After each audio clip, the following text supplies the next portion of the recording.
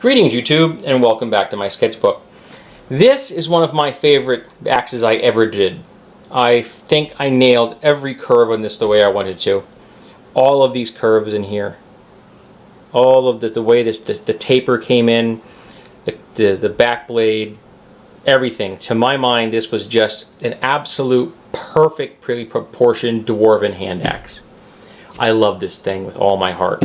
I'm still very, very proud of that sketch. And then we have something here, which is a dwarven peace pipe, or a dwarven pipe axe. So it's got a pipe, you can smoke with it, and it is still an axe. So kind of taking the tomahawk pipe concept and making it into a dwarven pipe concept, which is appropriate. Dwarves are known to smoke, use of pipes. Now here we have a very curvy dagger with a kind of standoff. So these are posts, these are circular, and this blends into them, and there's a gap in here just because stylistically, and then we have the grip. So it's a very stylized look, kind of taking the idea of what can I do with the knife into new directions. Here we have a staff version of a powered axe. This is from Infinity Arms. This is the power source down here. These are the controls, and this spins to making it a very dangerous pole arm. And that's from Infinity Arms, my science fiction gladiatorial supplier. Infinity Arms, always ready, always armed. Here we have a heavy flail in a very traditional look. So you got some. I try to get a lot of nice details in here. A nice head. The chain, I may have wanted to add one more link in there, but that would probably work quite effectively. Very much about just crushing your enemy in no uncertain terms. Here we have a big over-the-top double weapon. So this is a maul with a spike there and a spike down here. A great maul with a couple of other options. Here we have a really silly knife. I mean, I kind of took the idea of how absurd can I make a Bowie and push it to the limit, and there we have it. That's as absurd as I can make a Bowie. Pretty darn absurd. And here we have a very curvy sword, kind of in a saber style, and I really like this one. I think it had a nice vibe. Could be elven, maybe lacks a few curves for really being elven, but just a very nice design, and I think any swashbuckler would be proud to wield it. Yeah. Here we have an idea I came up with about a military pick that could then be used for thrusting. So you have a thrusting blade here and a pick here, and this whole thing in here is just too busy. I should have made this much simpler. It's not a bad idea, but I should have made it much simpler. I don't know why I did that, but I did. Here we have a great axe, and does have a spike down here. It's a great axe, and I really kind of like this blade design. I was quite happy with the way this came out. Here we have a double one-handed weapon, so you have a dagger on this side and then a slashing ring on this side, kind of this reminiscent of a chakram. Here we have a very utilitarian broadsword, just very simple, no ifs, ands, or buts. It's just a sword. One moment, please.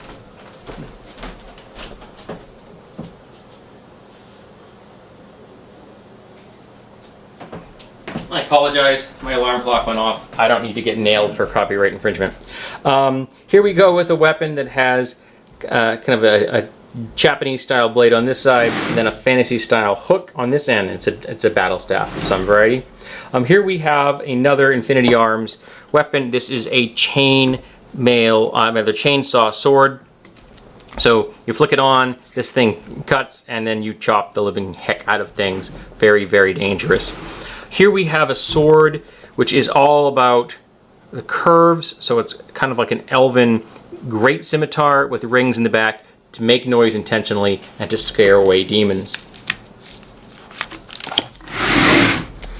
Here we have a couple of organic designs. This is a dagger designed to look like a great squid, and here is a mace or a staff topper, again made to look like a cephalopod. Here we have a hand blade, which is hollow in here, and it's all about points and slashing. Here we have a take on a Native American stone club, except these are discs as opposed to spheres. Kind of vaguely like some of the Mayan things you might see, that kind of thing. That's where my inspiration came for that one. Here we have a bird, kind of a bird-inspired great axe, which I really kind of like this design. The proportions were a little bit too big to be real, but not too bad. Here we have a double-ended sword with a hollow steel shaft that has knurling on it, and again trying to get that 1/3 breakdown to make it somewhat usable. And here is kind of another version of the same idea, but this doing shorter curved, almost the wakizashi style blades. So somewhere between a sword and a glaive in this kind of thing, so almost like a double-ended naginata. But I quite like the way that came out. All right, these are some earlier designs because again they're much more crowded in here. I guess I didn't get all of these in perfect chronological order. I apologize. So here we have a beak-headed mace. Here we have a strange kind of polearm. Here we have a staff top with gems and things set in it. Here we have a knife, which is kind of interesting. Here we have kind of a stylized bowie. Here we have a sword made out of a unicorn horn and a sword made out of crystals. Here we have another staff topper, and here we have a rune-covered saber, which I think came out quite nicely. Right. Here we have some more. This is I kind of like this one, kind of a vaguely elven design of a short cutlass. Here we have a large chopping weapon, so it's like half glaive, half axe on that one. Here we have a couple of knives, one for chopping and one for slashing. Here we have a serrated short sword, which I quite like. Now, a long time ago, in one of the other videos, I showed you a very curvy two-handed weapon, which was one of my first battle staffs. And this was the natural evolution of that, because that one had some straight sections, and there's nothing straight on this at all. This is all about curves. You can place your hand here, here, or here.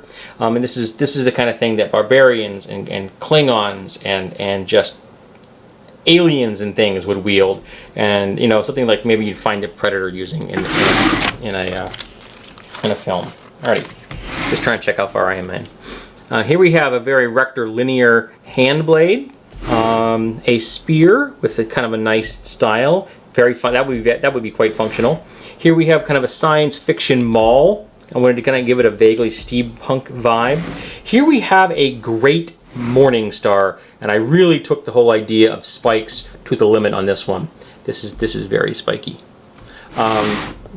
Here we have a double-ended axe, maybe how you want to describe that thing. These big blades in here with hollows. So I don't know what you want to call that. I would probably call that a double-ended axe. And along the same thing, here we have a two-handed battle axe, which is a very similar design with a teardrop shape and a hollow in the middle. And here we have another double-ended axe, this going for slashing in one direction because the blades are tilted. And then last for this particular binder, we have an over-the-top scimitar, two-handed, big, huge blade. This is one of the classic Hassan chop kind of things from the Bugs Bunny cartoon. But I think it was still kind of cool, and I could see it in the hands of an ogre or an orc quite easily.